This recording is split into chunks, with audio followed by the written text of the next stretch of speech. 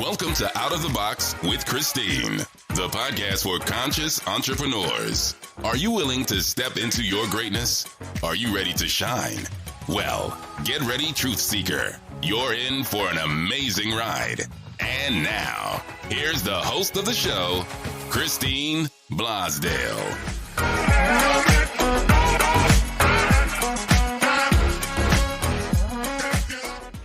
Welcome back to Out of the Box with Christine. I am your host, expert authority coach, Christine Blasdale. And today, buckle up, Buttercup, because we're going to have a high energy show with my guest today, who happens to be a side hustle coach. I love that you're a coach for side hustle. I think that's so amazing.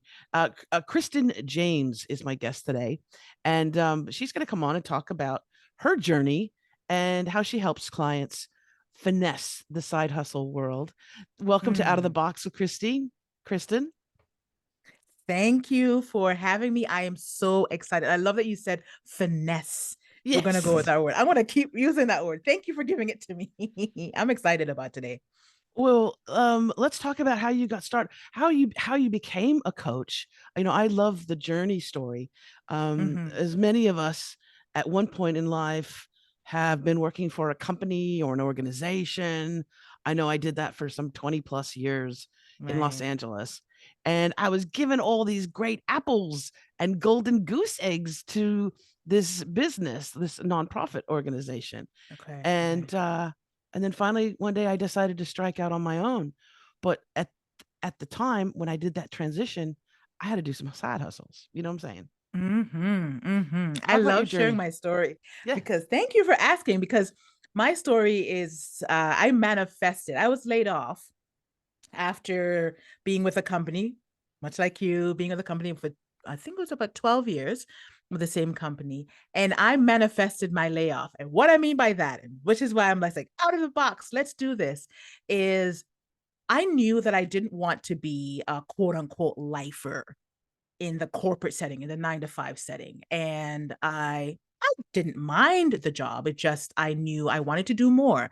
And it got to a point where I walked in one day and I said, you know what? I started telling my coworkers, you know what? This is my last year here. I don't know what, the end of this year is going to look like. I know what my next steps need to be. This is my last year here. And then somebody said to me, wouldn't it be great if you were laid off and you got your package? And I'm like, oh, I would love to get laid off. I put it on the universe. I'd love to get laid off so I can get my package, so I can go back to school and I can do this, and this. And then fast forward a few months, they made the announcement. They were closing our department. I could not sign the paperwork fast enough. I was out of there so fast. I appreciated the journey. I manifested my layoff. I believe so much in the law of attraction. I believe that we really need to go after, if there's something that we really, really, really want, as cliche as it sounds, we really need to take a chance on ourselves and go after it. And I'm so happy that I found myself in a position to just say, you know what, this is time to put myself first, to choose me. And it was like all of the stars aligned and everything worked out. Yeah, I couldn't believe it. I'm like, okay, sure, I'm out of here. It was similar to what happened to me. It was just also, I had this commute. Oh my gosh. I had this commute, and it was from where I lived in Ventura to the San Fernando Valley. It on a good day, if everybody is swept up in a UFO and there's nobody on the freeway, it's an hour, right? But if you are in Los Angeles, there's traffic. There's traffic. It doesn't matter what time. So sometimes it would take an hour and a half. Sometimes it would take 2 hours. And then during the holidays, forget about it, right? I might as well just get a sleeping bag and stay, at the office. But that it was so much of it was the commute. For me, I'm spending 3-4 hours getting to and fro work. Yeah. And I could, I could accomplish so much more, even at home. I was lucky that they let me do a hybrid thing there for a while where I got to work from home. But it's sort of like, when when it's right. time. Yeah. Right. When you know. And I'm grateful. The thing though, because I have quite a few clients who are in that position where they still have their full-time job, but they're passionate. They want to be a coach. They want to be a trainer. They want to be a consultant. They want to do this or that. They want to have their own business.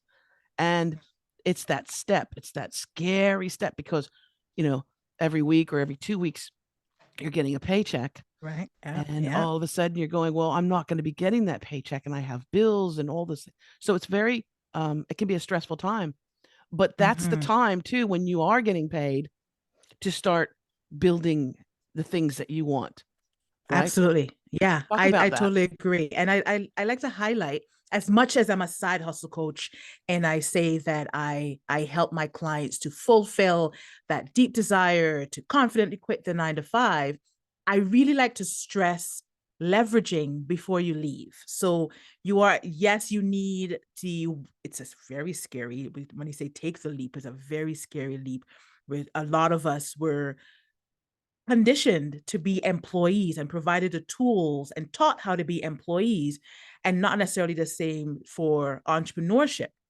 So we need some time to be able to build that muscle, if you will, and to build that confidence to be able to say, all right, I'm ready to walk away. So while you're there, and also I really believe that the type of employee that you are gives you clues or reveals the type of entrepreneur that you will be as well.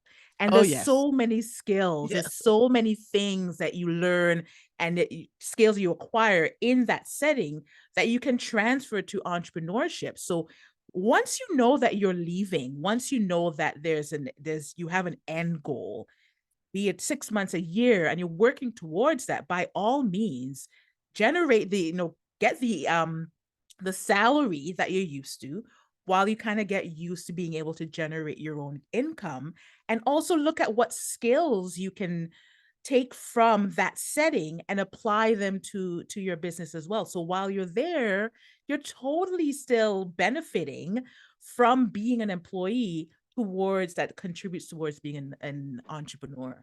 Absolutely. And that's why it made a logical jump for me, because I was in the radio industry. I was a producer, on-air host, fundraiser, the QVC of radio. But it made sense for me to transition at the beginning. I wasn't just a general coach. I was a podcast coach, because I had this 20 years in radio and broadcasting. So I could parlay that and bring it into my media coaching and podcasting and presenting and things like that. So that's how I did my transition. But and it was a bit of work in the beginning, because that you're going from that paycheck mentality to, okay, I need to generate this on my own. Yeah. And even if you're a great employee, we are, like you said, we're trained to be employees from the time that we're little. We're trained to be an employee. Yeah. And especially, like, I'm here in Australia, and that's very much the mentality.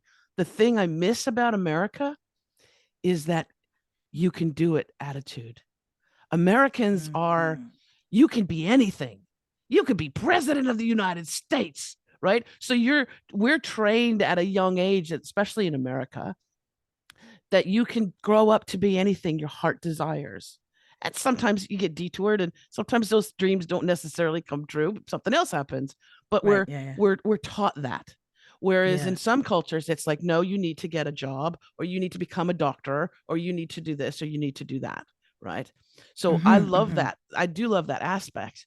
But we are trained, and that makes a great book for you to write.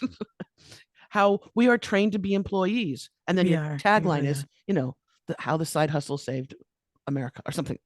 something like that, something along those lines. But we really are. We're conditioned. It's like you go to school to get the education, to get the higher education, to get the job, to get the promotion, which is great. Like if the corporate life is your thing, then by all means go for it. But it's not really, it shouldn't be as cookie cutter as it was presented to a lot of us. And this is why it's so hard and it's so scary when we think about, we start to have those thoughts of, I want to do more. I want to have something, my own thing. I want to do something more meaningful. I want to feel more connected to the results that I'm getting. And I want to be rewarded for my hard work. And you're starting to have those thoughts, and you're like, where's this coming from? Like, what do I do with this? How do I how do I get from where I am now to being able to plant the right seeds and water and be able to turn into the entrepreneur that deep down we want to be? Because we weren't told, a lot of us weren't told, hey, you can be an entrepreneur, when we were told you should be in a 9-to-5 corporate setting. So well, it's yeah, scary, and times have been a changing, because in, right. you know, maybe with my father or the grandfather, you could work at a business or a company for 20 years, and at the end, you know, you get a gold watch or something, I don't know, but you had a bit of job security. And then there was this thing where I'm a control freak. I have 5 planets in Scorpio. I like to be in control of the situation, right? I Yeah. don't like anyone having control over my happiness, my ability to go eat, you know. And so when you are an employee as well, you always have that thing. There's that dance, right, between like management and people working under management, and at any moment that could be taken away from you. It could be a Right. layoff. It could be they file bankruptcy. Uh, it could be somebody doesn't like you, and they've got a Right. little beef with you, right? And so I never liked that. I didn't like the fact that someone could take that away from me, right? Yeah. And Yeah. it can cause a bit of friction. So that's also why I wanted to have my own business. So Yeah. so side hustle queen. Um, talk about what are some what are like when you're working with clients, what are some of those side hustles that people get into and profit from and enjoy, love? It's a lot of freelance, or because freelance too, there's a lot of discipline is needed for, because there's a word free, it makes you think like, oh, I can just be a freelancer. But then, there's a lot of discipline that goes into that, if it's be it blogging or graphic design. I find my clients like that's a really great way, especially if you're creative and you feel like you're being placed in a box, quote unquote, while at your full-time job. You can now freelance and really tap into what you're passionate about, still being able to have the discipline, which is where having a coach will come in handy.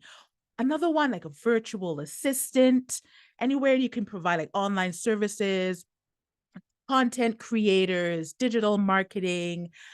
And the one that's most popular is, I find with I've observed with my clients, is baking or cooking. And this being able, What? yeah.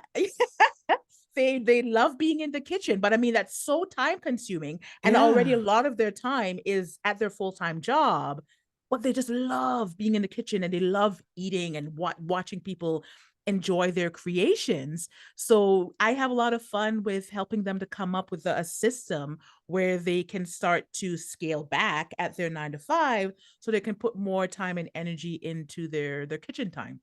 Oh, I like that. Yeah. I'd like to have Yeah. someone cook like really yummy meals. That would be awesome. Right. I love talking about food. So hey, let me help you Well, and out. I know you had mentioned VA, and that's and for folks that don't know, that's a virtual assistant. Virtual assistant. Yeah. That industry has exploded because there's so many entrepreneurs. And look, with COVID, that was the other thing, that the alarm bells for most people who had a quote unquote secure job all of a sudden found themselves not having that job or being underemployed, right? Either unemployed or underemployed, cut back, cut back.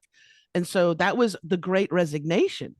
Yes. There were also jobs where people were forced, if they did not get the vaccine or vaccine series, whatever, they could not work.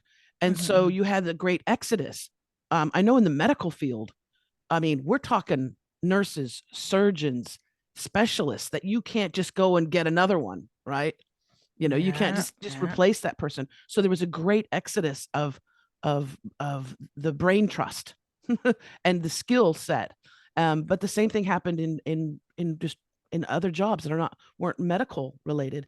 But that's when I think people also they started to think, you know what, I've got to create something on my own. Yeah. And Yeah. the virtual assistant world because you have all these entrepreneurs, you have all these coaches, you have all these people, and they need help because they're really good at what they do, but they're like, I'm not an email marketer. I'm not good at certain, like I wouldn't go and work on my car, you know? Right. I do what I do well, but there's a lot of stuff that I don't do well. And so to bring in somebody like that is so talk about that industry, the virtual assistant industry. That's huge. And I love that you touch on that, because you hear virtual assistant, you hear VA, and it can be taken in so many different directions. They have their strengths. It's not just about, sending emails or helping people get organized. That's a tiny piece of it too. You've mentioned it's email marketing, or there's coming up with those strategies, or even just specifically podcast management. Or so it's when you are looking at, it's when we talked about earlier about freelance, this was another way too, becoming a virtual assistant, saying this, I really love this one particular area. I have these great skills that I am able to help clients with managing their time and freeing up their time. That's the biggest thing with having and becoming a virtual assistant is really you are helping someone to be able to manage their time, and so that they can focus on their zone of genius. So if there's something that you're really good at, most of them are, being able to schedule and the content and being able to track everything and tell you your schedule, or when, where, who, why, how, what, the email marketing, the social media marketing. Oh my gosh, there's so many different ways you can take it. At that, it did blow up, but there's still so much opportunity for someone to make the quote unquote VA world their own. There's so many entrepreneurs out there. There's so many people that need help and support. So it's not even a matter of like, oh my God, there's so many VAs, there's so many people doing virtual assistants, that there's still a niche for you. Once you get specific on your skills, or the skills that you want to improve on, or the area that you're really super creative in, then by all means you can become a VA in that area. And you get to, what I do like is with all of the side hustles and starting your own business, is you're allowed that freedom. So like, I know that I can block out on my phone a day, certain hours, whatever, where I need to recuperate, or I need to do something that's, personal. And I don't have to worry about working, about being with the client, because I've blocked out that time. Right. And the freedom that you have, whereas before you were, I equate it to being sort of like, like handcuffed to your desk from 9 to 5. You had to sit there. You could not leave before 5, and you were expected to stay a little bit longer. Right. And that was it. Monday through Friday, have no plans. You're going to be in this office. You're going to be in these walls. You're going to be underneath those fluorescent lights, and you're going to be there from 9 o'clock in the morning until 5. And you might have some water cooler banter once in a while. Somebody comes by and has a coffee, but that was it. And so transitioning out of that, doing the side hustle, and then going into my own full-time, my own business, the freedom is magnificent. But like you said earlier, it's not for everyone, because not everyone has that dedication, and it's not a work ethic, but it's you have to work. Yeah, it's not for everyone. It's for entrepreneurship. It's not for the faint at heart, first of all. And it's not just, there's so much personal development that goes into it as well. Even though, yes, we're starting a business, we're running a business, we're growing a business, we're generating income, we're getting clients, all of that, there's still so much of you that you have to pour into this business as well. And I've had people say, CJ, I like the structure of a 9 to 5. I like the predictability. I like knowing exactly what I'm going into, exactly what my day is going to be like, exactly who I'm going to be communicating with. And that works for me. And I say, hey, awesome. Kudos to you. But it's not for everyone. And the reality is we do need the corporate world, right? Well, the economy at least needs it. So but there are the people that will be successful entrepreneurs They just need someone to be able to help them to, as I said, I think I mentioned it earlier, build that muscle and gain that confidence. Because I remember being in the 9 to 5 setting, and I always share that I took 5 years too long to leave my 9 to 5 because I would try this different. Oh my God, I lost count of how many different side hustles I tried. I tried different things, and some things it was almost like I was throwing spaghetti against the wall, seeing what would stick, until it got to the point where I'm like, something's got to give. And that's when I started to do the manifestation and the law of attraction. Some people I have observed, and you can almost always tell the ones that be really, really, really good, really successful entrepreneurs. And then the ones who are just very content with having that structure of a 9 to 5. We have our lane, we pick it. But if you know you want to put the indicator on and switch lanes, by all means, I really, really, really want everyone that has that desire, even if you end up going back to the 9 to 5. And I've seen that happen. And I've had colleagues and clients alike that go back to the 9 to 5 because they just weren't cut out for it. But you got to at least try. Yeah, it's definitely, it's not for everyone. It's not. It's not for everyone. I equate it to, sometimes some people need that. Oh, my alarm clock goes off, I have to get to the office by this time. And other people are that self-motivation where even though I don't have to be at the office, I'm setting my clock for 6 because there's a lot that I need to get done and I want to hit it, So you have to have that self-motivation and a little bit, you have to sort of master that. You have to put at bay that imposter syndrome thing, because if you have imposter syndrome and you're trying to stretch yourself outside of that, away from that 9 to 5 into your own business, into a side hustle, you have to be confident in your skills in order to do that transition and to be able to make a living. Right. Yeah. You can't think, oh, well, who's gonna hire me? Who's going to listen to me? Yeah, I'm not good enough. That's like, because that's an energy, that's an energy that people can feel and smell and taste. And they're not going to come near it.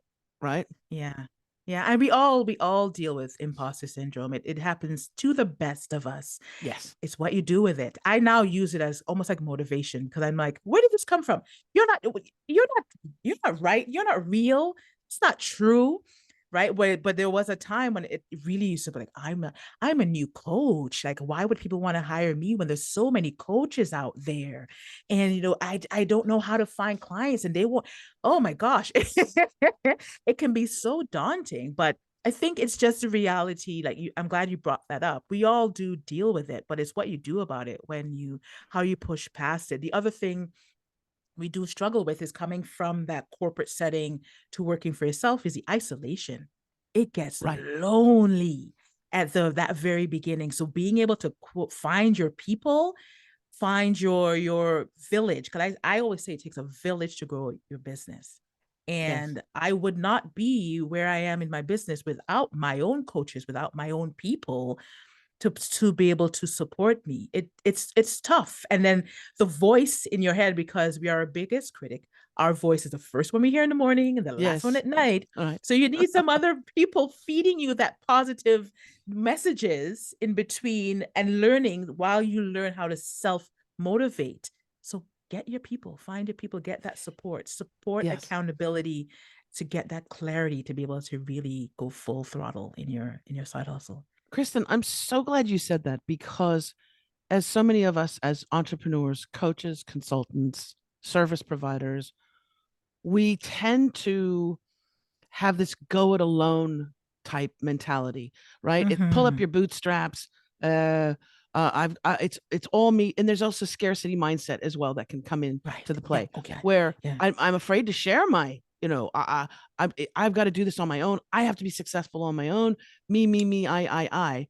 And what I've realized in the last couple of years, especially, is when you do build that team, that tribe, that support system, and start working with other people who have, you're a unicorn.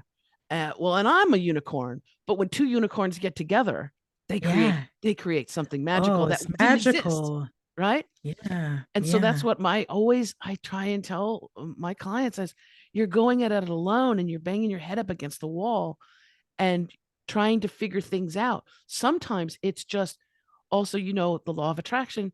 It's say, open the doors and say who I need in my life. If it's a coach, if it's a mentor, if it's a colleague, if it's a co-venture partner, who I need to come into my life, have them come into my life, my life now so that I can recognize them and create something that wasn't there before. And I think that's where miracles happen. I really, truly do. I do. I agree. I completely agree with you. That said, I would love to work with you. Absolutely. Absolutely. Yeah. So tell people how they can get in touch with you and learn more about all the great stuff that you do. Well, you can visit my website, christenandjames.com. I am on LinkedIn, Christen and James, any social media platform at Christen and James. Very active on Instagram. I like to say, slide in my DM, say hi, tell me about your side hustle. I wanna be able to cheer you on, provide you with some tips. I want to be able to just see people just go after what they're meant to go after. So come find me. Let's chat. Beautiful. And have you written a book yet? I have not yet. I like we're using the word yet. All my intuition, all my little it's the Blasdale goosebump thing. It's all pointing towards that. Absolutely, you need to write that book. And actually, you've already written the book. The book is already written. It's already written. And that's just from all of the content that you've created. Just throw it into a little chat GPT thing and make it, edit it. You already have all that content already done. And I think side hustle has to be in the title, but yes, and your beautiful face that needs to be on the cover. Yes, for sure. Yeah, the book is definitely coming. Good. Now it's out there. Now I have to do it. Yeah, I know. Didn't mean to put you on the spot. It's definitely coming. It's definitely coming. Good. Thank you for that. Awesome. Thank you so much. Christen and James has been my guest today. If you want to find out more information about her and her amazing coaching, you can go to christenandjames.com. I will have a link in the show notes. And if you would like to learn more about the podcast, you can go to outoftheboxwithchristine.com. And if you want to learn more about my coaching, go to christineblasdale.com. All those websites, all those links will be in the show notes. And if you've got something out of this show, if it resonated with you or you think it's going to help someone that share it. Share it if it's on Apple Podcast or Spotify or the YouTube video. Please share it with someone because you never know what you're going to spark in that person who's sitting there doing that 2-hour commute going, road rage. One way, right? I know. You never know who you're going to inspire. So make sure you share the show. And as I always say, remember to think outside of that damn box. Pick it up.